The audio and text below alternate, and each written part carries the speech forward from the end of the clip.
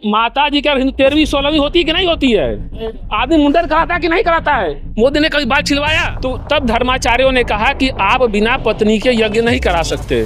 लेकिन श्री रामचंद्र जी ने कभी नहीं कहा। ये तो सनातन के हिंदुत्व के खिलाफ है। तो ये लोग क्या है, भाजपा के लोग श्री राम के नाम और श्री राम के दलाल हैं। का सवाल है मोदी जी से, योगी जी से सवाल है। भाजपा एक नंबर पे है। एक नंबर पे है। कोई काम नहीं किए हैं। कहाँ का? अगर तेजस्वी काम नहीं किए हैं। अगर अखिलेश काम करते तो आज राहुल गांधी काम नहीं किए हैं। इतना दिन से संघर्ष कर रहे हैं। आप क्या बात, मोदी जी और भाजपा विरोध करते थे कि फलाना अखिलेश यादव के परिवार में ही सभी लोग जो है कुंडली मार के बैठे हैं। कोई सांसद है, कोई विधायक है, कोई मुख्यमंत्री है। लालू यादव के परिवार पर हमले होते थे, कांग्रेस पर हमले होते थे, लेकिन आप ही की पार्टी में राजनाथ सिंह हैं, कल्याण सिंह हैं, दर्जनों ऐसे नाम हैं जो अब ये लोग टारगेट कर रहे हैं, उसको लेके आ रहे हैं। इस पर क्या जवाब है? देखिए, परिवारवाद पहले समझना पड़ेगा।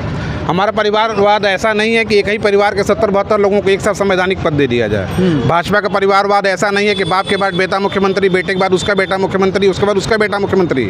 हमारा परिवारवाद ऐसा है कि भारतीय जनता पार्टी के सबसे शीर्षस्थ नेता आदरणीय लाल कृष्ण आडवाणी जी की बेटी आज राजनीति से विरक्त हैं, राजनीति से दूर हैं। आपने बात की अगर पंकज सिंह की, तो पंकज सिंह ने लंबे दशकों समय तक अखिल भारतीय विद्यार्थी परिषद में काम किया। संगठन में उन्होंने नीचे तक काम किया। उन्होंने बूथ मैनेजमेंट का काम किया। उन्होंने शक्ति केंद्रों पे जाके काम किया। अखिलेश जी काम नहीं किए हैं। कहाँ का? अगर तेजस्वी काम नहीं किए हैं। मैं कह तो रहा हूँ, अगर अखिलेश काम करते तो आज राहुल गांधी काम नहीं किए हैं। इतना दिन से संघर्ष कर रहे हैं। आप क्या बात कर रहे हैं भाई साहब? वही बता अब हंस रहे हैं। अमित जी वही बता। देखिए अमित जी, जवाब आपको भी मालूम है, लेकिन चूंकि आप पत्रकार हैं तो सवाल पूछेंगे। बताइए। हमने काम किया, जनता स्वीकार कर रही है। आप भी काम कर रहे हैं, जनता स्वीकार क्यों नहीं कर रही है आपको?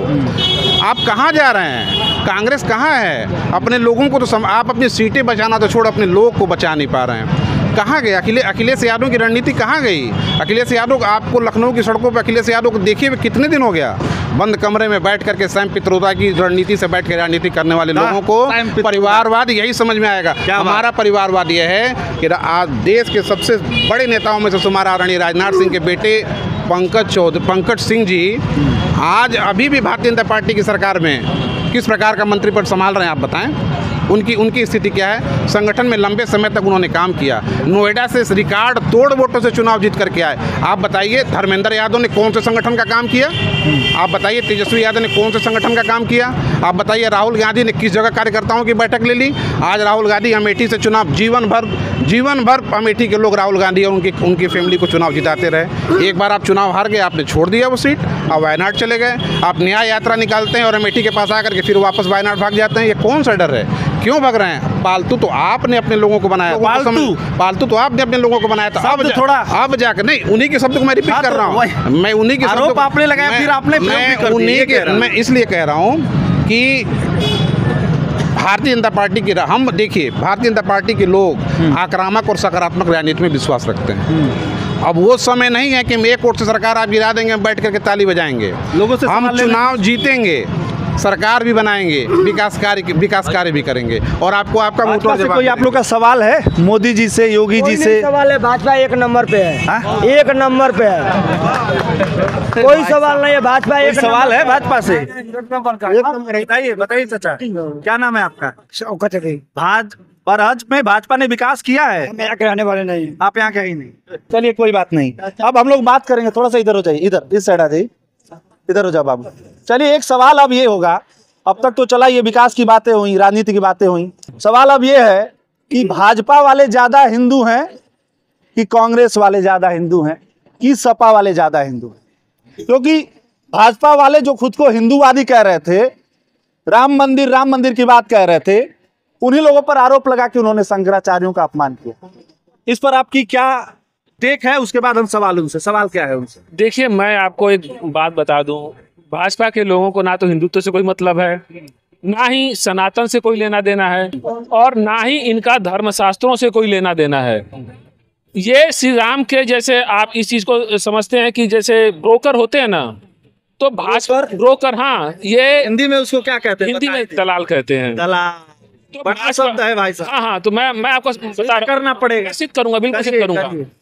तो ये लोग क्या है, भाजपा के लोग श्री राम के नाम और श्री राम के दलाल हैं। क्योंकि मैं आपको स्पष्ट कर सकता हूं कि जब ये जो मुकदमा चला था, जब हिंदू महासभा लड़ रही थी, तो उनके राष्ट्रीय जो महासचिव है पांडे जी, उनका तक बयान है कि पिछली बार जब ये चुनाव लड़े तो 1400 करोड़ का घोटाला, जब सिंघल जी जीवित थे, ये हिंदू महासभा के राष्ट्रीय महासचिव का ये बयान है। तो उन्होंने चंदा जो है लूटा था। मैं दलाल इसलिए कह रहा हूँ कि अभी भगवान श्री राम जो है वो महाराज मनु के उससे आते हैं, लेकिन अभी जब श्री राम भगवान की जब प्राण प्रतिष्ठा हुई थी तो उसमें श्री राम जी के कौन से सिद्धांतों का पालन किया गया? आप अगर देखेंगे तो मोदी जो ब्राह्मण है, जो वहाँ पे यज्ञ करता है, जो मतलब पुजारी करने वाले हैं, वो मोदी से नीचे मतलब नीचे आसन में बैठे हुए हैं और स्वयं मोदी ऊपर आसन में बैठे हुए हैं। मोदी जी ये बताइए, आप ब्राह्मण है इसलिए मोदी जी का विरोध कर रहे हैं? मैं मोदी जी ओबीसी वर्ग के इसलिए नहीं, ये भी तो आप पर आरोप लग सकता है। पूरी बात सुनिए। कुछ ब्राह्मणों ने कहा कि मोदी जैसा ओबीसी आदमी जो है राम मंदिर की प्राण प्रतिष्ठा, इस पे आप क्या कहते हैं? नहीं, मैं आपको एक बात बताऊं, जब भगवान श्री राम जी को अश्वमेध यज्ञ कराना हुआ, ध्यान से सुनिएगा, उन्होंने जब वो संकल्प ले लिया तो तब धर्माचार्यों ने कहा कि आप बिना पत्नी के यज्ञ नहीं करा सकते। लेकिन श्री रामचंद्र जी ने कभी नहीं कहा ये तो सनातन के हिंदुत्व के खिलाफ है, कभी कहा नहीं। कभी सवाल ये बताइए, नहीं है जिसने अपने पत्नी को त्याग दिया है, जिससे कोई लेना देना नहीं है। और यहाँ तक कि मैं जब नरेंद्र मोदी की माता जी का देहांत हो गया था, मैं आपसे एक बार स्पष्ट करता हूँ, उस आदमी ने अपनी पत्नी को, अपने चारों भाइयों को, आप वीडियो देखिएगा, वो अकेले चल रहे हैं, साथ में माता जी की वो अति चल रही है। अगर वो हिंदुवादी होते, सनातन होते, तो मैं आप लोगों से पूछना चाहता हूँ कि माता जी क्या 13वीं 16वीं होती है कि नहीं होती है? आदमी मुंडन कराता है कि नहीं कराता है? मोदी ने कभी बाल छिलवाया? वो तो मेकअप करके, ठीक है बढ़िया से मेकअप करके एकदम फिट आदमी है। बाप रे बाप, कैसे ये बातें उस समय भी उठी थी, मुझे नहीं पता था कि इस समय जब सब पवन जी उठा देंगे। आप लोग कह रहे हैं कि आप लोग हिंदुवादी हैं, सारा चीज हो गया, लेकिन फिर वही सवाल है कि शंकराचार्यों का आपने, हाँ पवन जी एक मिनट बस आपने जो है सनातन धर्मियों का, जो है सनातन मानने वाले लोग हैं, उन लोग का अपमान किया। शंकराचार्य वहां पे गए नहीं, शंकराचार्यों से भी आप लोग जो है मुखालफती कर गए। उसके बाद मोदी जी ने बाल तक नहीं छिलवाया। ये सारे सवाल तो आएंगे ना भाई साहब? ठीक है, सबसे पहले क्रमबद्ध जवाब मैं दे दूं। शंकराचार्य जी का आप लोगों ने अपमान किया पहले और आप लोग दलाल हैं। पहले सीधी बात देखिए, कहने का मतलब ये है ना कि आप जिस नजर से सामने वाले को देखेंगे, इससे ये पता चलता है कि आपका अपना व्यक्तित्व उसमें कितना डूबा हुआ है। पहली ये चीज हो गई। पहली बात, इन्होंने ये सवाल उठाया कि क्या बोलते हैं, वो उस तरह के हिंदू नहीं है और कर्मकांड मतलब उन्होंने बाल नहीं छिलवाया, यानी सपत्नी को उन्होंने यज्ञ नहीं किया। हम इस पूरे मामले को राम मंदिर के शिलान्यास, राम मंदिर के पूजन से हम थोड़ा सा अलग है, थोड़ा सा इसको फास्ट रख। थोड़ा सा मैं फास्ट नहीं बोल पाऊंगा। फास्ट बोलने में क्या होता है ना, जब झूठ बोलना होता है जल्दी बोल लेंगे आप। जब सत्य बात कहनी है तो उसको समझाना पड़ता है, क्योंकि थोड़ा सा कम में उसको मतलब कम में, ताकि दर्शक बने। एक बात बताइए, भारतवर्ष की शानदार प्रधानमंत्री श्रीमती इंदिरा गांधी की शादी किससे हुई थी? एक पारसी से। उस परिवार से पैदा हुआ व्यक्ति कांग्रेस की बात छोड़, नहीं एक मिनट, मैं इसलिए कह रहा हूँ, सुनिए तो उस परिवार जैसे हमारा एक मिनट, फिर वही बात है, पहले हमको कंक्लूड कर, जैसे वो गलत है तो हम गलत है। नहीं, उन्होंने सीधा नहीं, मैंने ये नहीं कहा। मैं अपनी सहिष्णुता बता रहा हूँ। मैं अपनी सहिष्णुता ये बता रहा हूँ कि उस परिवार के व्यक्ति को हम स्वीकार करते हैं। उस परिवार का व्यक्ति जाकर के इटली में किस प्रकार का कार्य करने वाली श्रीमती सोनिया माइनो एंटोनियो से जाकर के शादी करके आते हैं। उस क्रिश्चियन महिला और उस पारसी व्यक्ति के सम्मिलन से एक व्यक्ति पैदा होता है, उसको हम हिंदू बाय डिफॉल्ट हिंदू मान लेते हैं। भाजपा ये सवाल नहीं करती, वो समय सवाल नहीं करती। आपको अपना गोत्र दिखाना पड़ता है, आपको अपना जनेऊ दिखाना पड़ता है। एक बात बताइए, जनेऊ धारण करने की परंपरा तो हमारे हिंदू धर्म में सभी वर्णों को है ना। ब्राह्मण, क्षत्रिय, वैश्य, शूद्र सभी लोग यज्ञोपवीत कर सकते हैं। जनेऊ धारण करना किसी एक वर्ग विशेष का अधिकार नहीं है। हाँ, ये अलग बात है कि एक वर्ग विशेष ही करता है जो समाज को दिशा दे रहा है, समाज को चीजें बढ़ते चले गए। वो सब दूसरी बात, इन्होंने सर मुड़ाने वाली जो बात कही, देखिए हर जगह आप भी गूगल कर लीजिएगा, उनके भी गुजरात में कुछ लोग हैं, मेरे भी कुछ लोग हैं। हर व्यवस्था प्रदेश के हिसाब से अलग होती है और सर मुड़ाना एक कर्मकांड का हिस्सा है।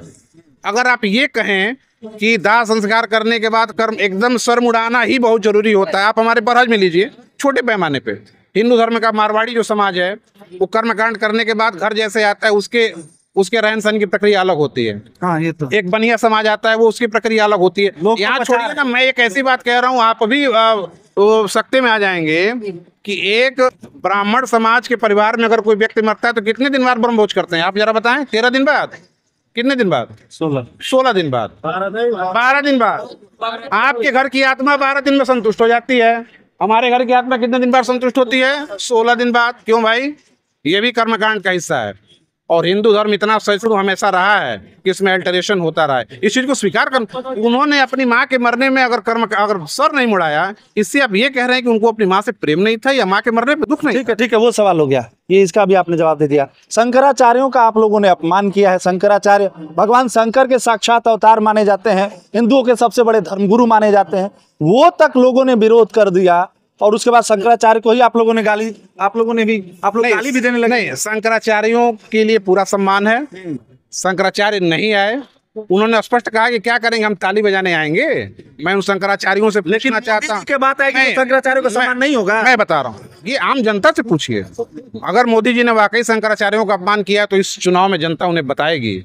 ऐसे लोगों से पूछिए, उन शंकराचार्यों से पूछिए जो समाज में सरेआम माइक के सामने आके कहते हैं कि हम लोग ताली बजाने आएंगे। देखिए, राजा के लिए कोई नियम नहीं होता, एक धर्मपरक सम्राट के लिए कहीं कोई नियम नहीं होता। उसको लगता है अगर उसके हाथ से वो श्री कार्य होना है तो उनके हाथ से होगा। उन शंकराचार्यों से पूछिए कि हिंदू धर्म को समृद्ध करने में, हिंदू धर्म को आगे बढ़ाने में, हिंदू धर्म के प्रचार प्रसार में आपका क्या योगदान है? कितने लोगों को आपने हिंदू धर्म में वापस कन्वर्ट करके लेकर के आए? कितनी जगह आपने प्रचार प्रसार की व्यवस्था लगाई? हिंदू धर्म को समृद्ध करने में आपका क्या योगदान है? राम मंदिर के लिए आपका क्या योगदान है? राम मंदिर के लिए कितने दिन आप कार सेवा के लिए गए? ऐसे लोगों का चरित्र सिर पर। देखिए, आपको एक चीज, देखिए मैं एक कंक्लूड करूंगा एक लाइन से, आप समझेंगे। मोदी जी से सबसे बड़ी दिक्कत उनके मोदी होने में है। मोदी माने वो भी बस सबसे बड़ी समस्या यही है।